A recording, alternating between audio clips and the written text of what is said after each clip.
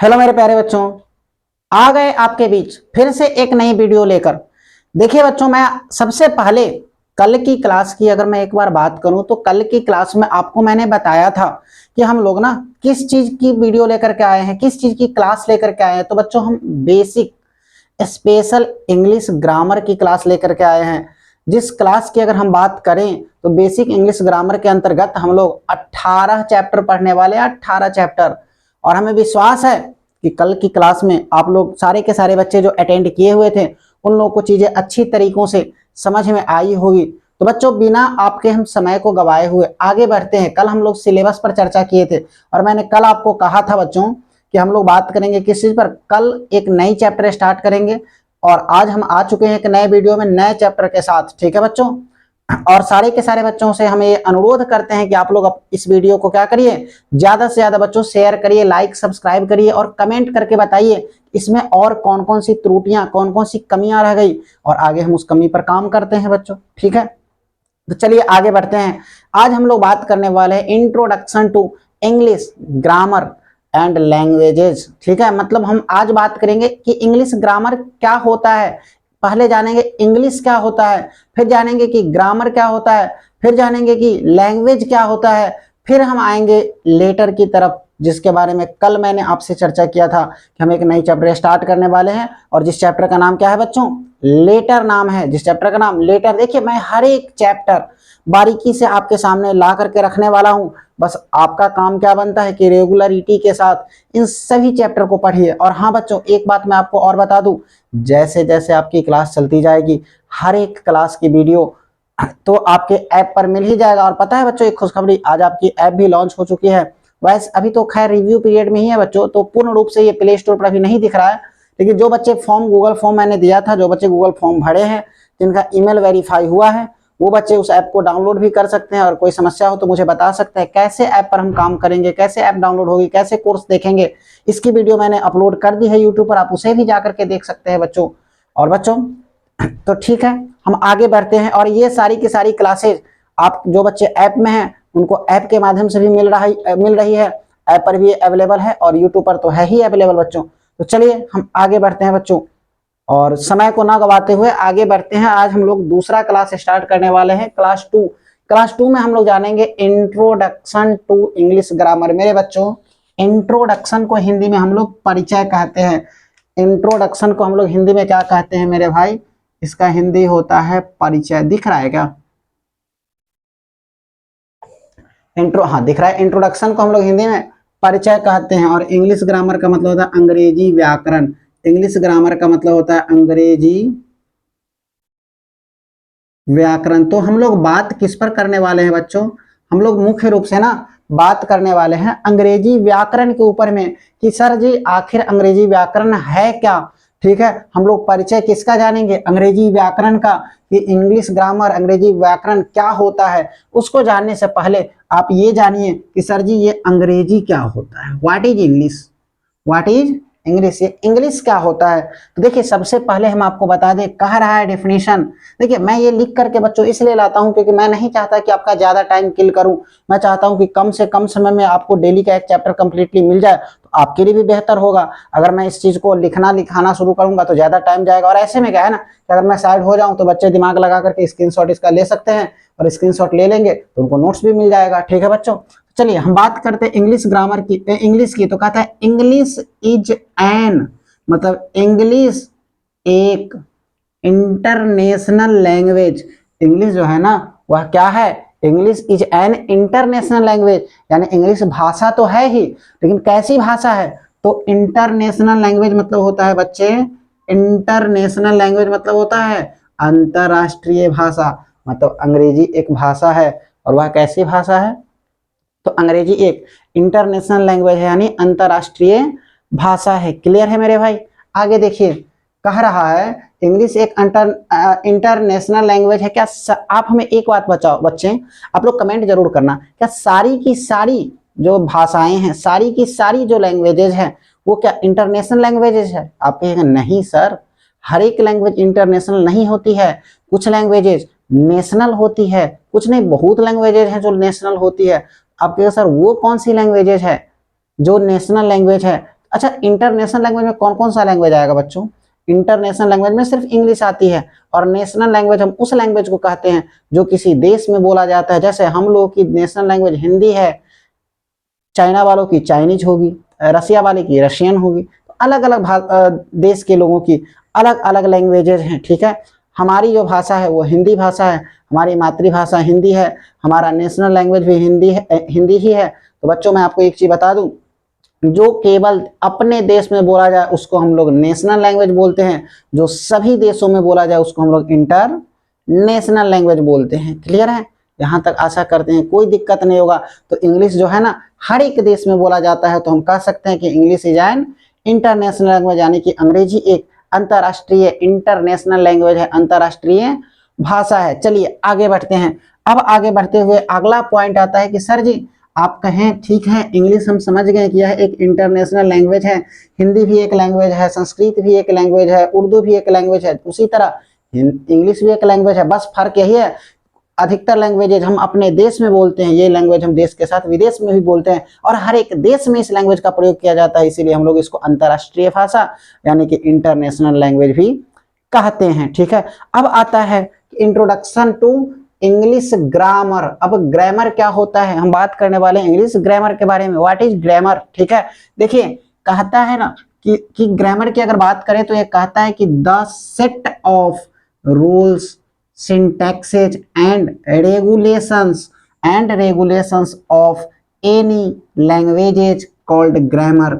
यानी कि किसी भी नियम का मतलब रूल, सिंटैक्स मतलब होता है चिन्हों का, संकेतों का, रेगुलेशंस मतलब होता है वही नियम और कानून, ऑफ एनी लैंग्वेज मतलब किसी भी लैंग्वेज की अगर हम अध्ययन करना चाहते हैं, यानी कि हम किसी भी भाषा को पढ़ना चाहते हैं, उस भाषा को हम पढ़ेंगे कैसे, उसके बारे में हम जानेंगे कैसे। उस भाषा को जानने के लिए मेरे बच्चों जिन रूल रेगुलेशन का, जिन नियम कानूनों का पालन करना पड़ता है, और इस नियम कानूनों को जहां पर हम पढ़ते हैं, जिस बंडल के अंदर में पढ़ते हैं या जिस विषय के अंदर में पढ़ते हैं, जिस शास्त्र के अंदर में पढ़ते हैं, उसी को हम लोग क्या कहते हैं? ग्रामर कहते हैं। इसी को क्या कहा जाता है बच्चों? ग्रामर कहा जाता है। इसलिए कहता है कि the set of rules and syntaxes, rule regulation, syntax मतलब होता है चिन्हों का, कि कैसे आखिर उस भाषा को हम लोग पढ़ेंगे, कैसे आखिर उस लैंग्वेज को पढ़ेंगे, और जो चीज या जो विषय या जो शास्त्र या जो बंडल हमें ये सिखाए कि हम उस भाषा को कैसे पढ़ने वाले हैं, किस तरीकों से, किस तरह से हम उसके अध्ययन करने वाले हैं, उसको हम लोग क्या कहते हैं? ग्रामर कहते हैं। कॉल्ड मिस होता है कहलाता है, तो कॉल्ड ग्रामर मतलब ग्रामर कहलाता है। तो जिसके अंतर्गत हम सिंटैक्स के बारे में जानेंगे वो क्या कहलाएगा? ग्रामर। आपके मन में क्वेश्चन होगा सर जी हम इंग्लिश ग्रामर पढ़ते हैं, क्या खाली इंग्लिश ग्रामर होता है? नहीं मेरे भाई, हिंदी ग्रामर होता है जिसको हम लोग हिंदी व्याकरण कहते हैं, संस्कृत व्याकरण कहते हैं, उर्दू का भी अपना व्याकरण होता है। मतलब हर जितने भी लैंग्वेज होंगे, जितने भी भाषा होंगे, क्या उन सभी भाषाओं को पढ़ने के लिए हमें उनका ग्रामर पढ़ना होगा, उनका व्याकरण पढ़ना होगा? हाँ बिल्कुल भाई, जो भी भाषा हम पढ़ेंगे उस भाषा को पढ़ने के लिए उनका अपना ग्रामर होता है, उनका अपना ग्रामर, अपना रूल रेगुलेशन। बहुत सारे ऐसे बच्चे हैं जो कंप्यूटर पर में जानते होंगे कोडिंग एक लैंग्वेज है, ठीक है, सॉरी कोडिंग जानते होंगे। कोडिंग जो करते हैं ना बच्चे, उसमें कुछ लैंग्वेजेज का प्रयोग होता है, जैसे C++, जावा, विजुअल बेसिक, ये तमाम लैंग्वेजेज जो हैं, इन सभी लैंग्वेजेज का प्रयोग किया जाता है। तो उन लैंग्वेजेज का ना अपना एक सिंटैक्स होता है, जिस सिंटैक्स की सहायता से उस लैंग्वेज को क्या कर सकते हैं? बोल सकते हैं, लिख सकते हैं, पढ़ सकते हैं, समझ सकते हैं। ठीक है बच्चों, तो हर एक भाषा का एक अपना लैंग्वेज होता है। क्या सारे के सारे भाषाओं का सारे के सारे भाषाओं का ग्रामर सेम होता है? कि सारे के सारे लैंग्वेज जो होते हैं उन सभी लैंग्वेजेस का ग्रामर क्या सेम होगा? बिल्कुल नहीं। सबके ग्रामर का एक अपना रूल रेगुलेशंस होते हैं, अपने सिंटैक्सेज होते हैं। तो सारे के सारे ग्रामर का जो है ना रूल रेगुलेशंस भी सेम नहीं होंगे, सारे के सारे ग्रामर भी, सारे के सारे लैंग्वेज के ना ग्रामर भी सेम नहीं होंगे बच्चों। क्लियर है यहाँ तक? चलिए, तो हमने देखा कि ग्रामर जो है ना वो सेट है, वो समूह है, किसका? रूल रेगुलेशंस का एक बंडल है, एक समूह है, जिसके अंदर में ना रूल रेगुलेशंस लिखा गया है, और जिसकी सहायता से हम उस लैंग्वेज को, ऑफ एनी लैंग्वेज मतलब किसी भी लैंग्वेज को हम पढ़ते हैं, समझते हैं और जानते हैं। क्लियर है यहाँ तक? चलिए, आगे के कार्यक्रम शुरू करते हैं। अगला कि क्या जरूरी है ग्रामर पढ़ना? हाँ मेरे भाई, हमने कहा रूल रेगुलेशन सिंटैक्सेस ये सारी की सारी चीजें तो ग्रामर के अंतर्गत ही आती है। तो वही मुझे नहीं पता है तो मैं किसी भाषा को कैसे पढ़ूंगा? आपको पता नहीं है सेंटेंस बनाना तो आप कैसे किसी भाषा, आप किसी से बात कैसे करिएगा? मुझे अभी प्यास लगी है, इस बात को मैं कैसे लिखूंगा या बोलूंगा? मैं चाहता हूं कहना आपको कि मुझे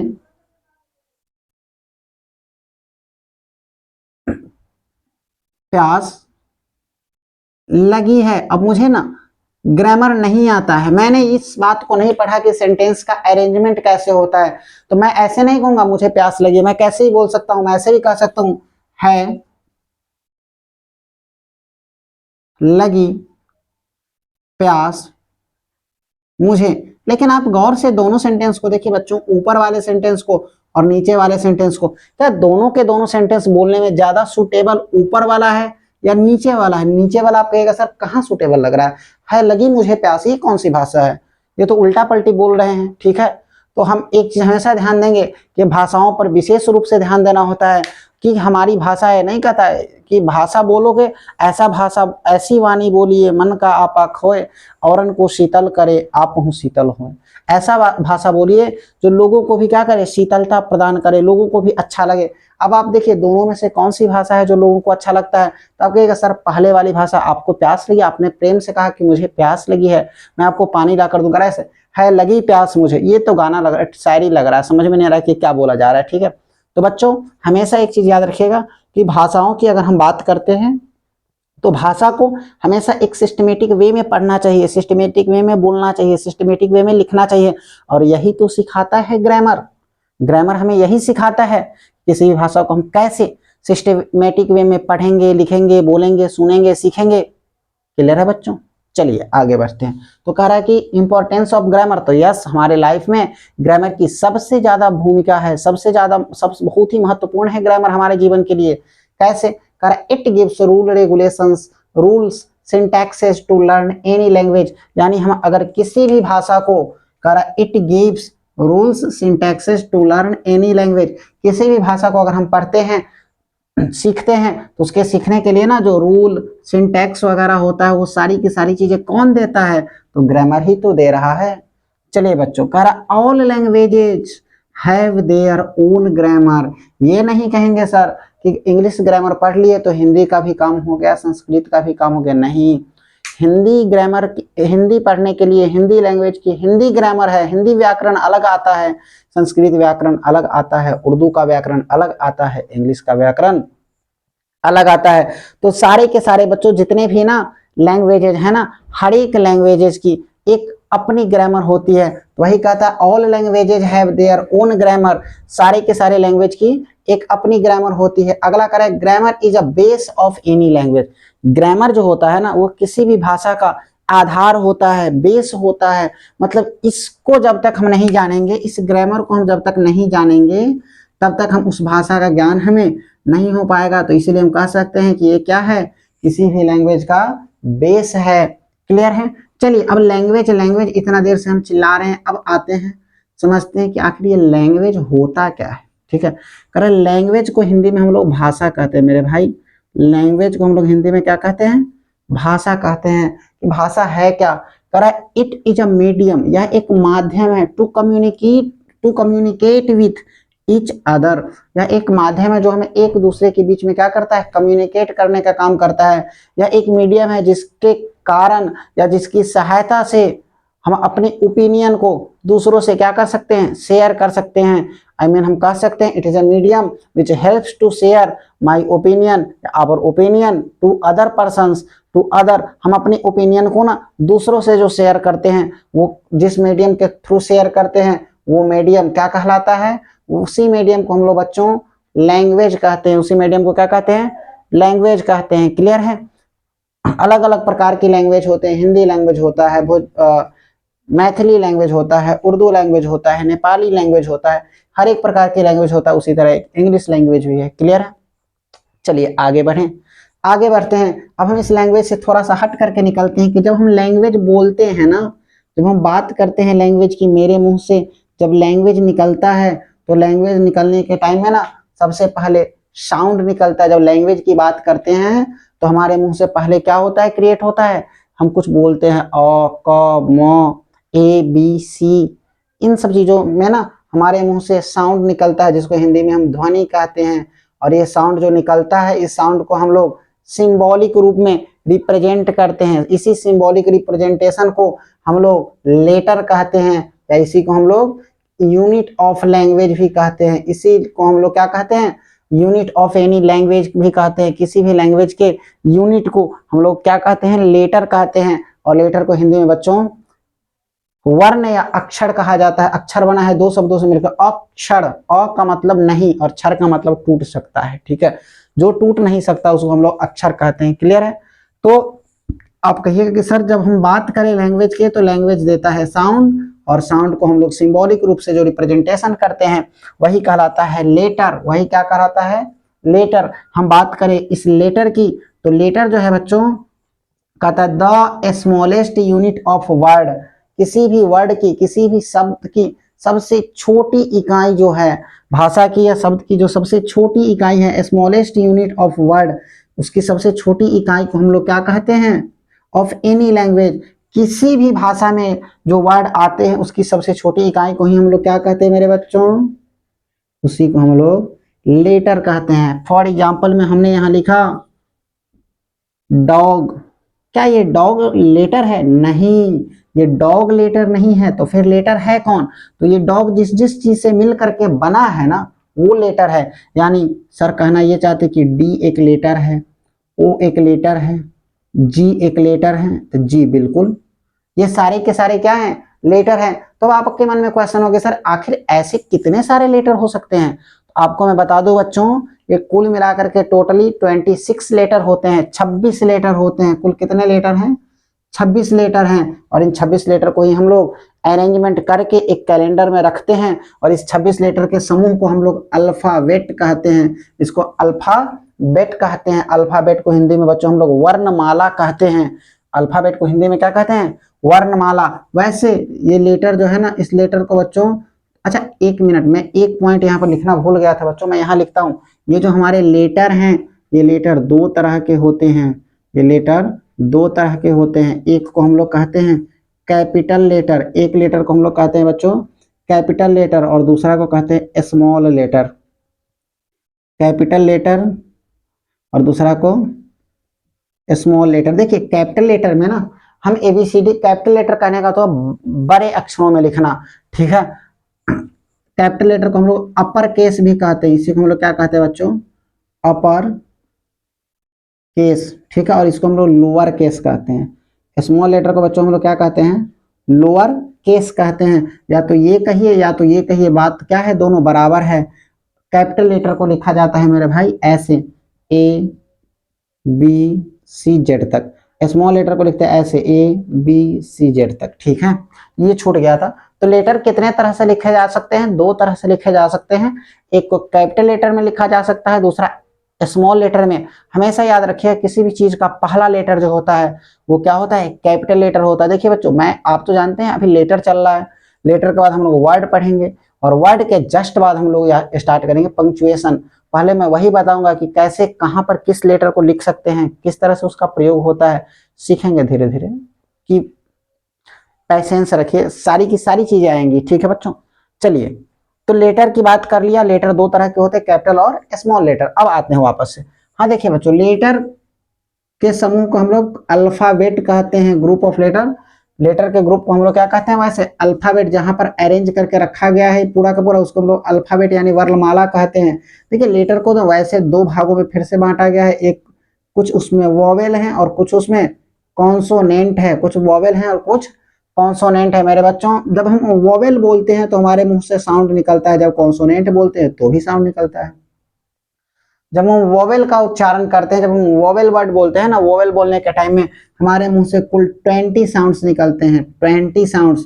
लेकिन जब कॉन्सोनेंट बोलते हैं तो हमारे मुंह से 24 साउंड, मतलब कॉन्सोनेंट में टोटल 24 साउंड्स हैं और वोवेल में टोटल 20 साउंड्स है। आशा करते हैं मेरे प्यारे बच्चों की यहाँ तक आपको आज की क्लासेस समझ में आई होगी। कुल मिलाकर के लेटर की बात अगर हम करें बच्चों तो लेटर में इतना ही है।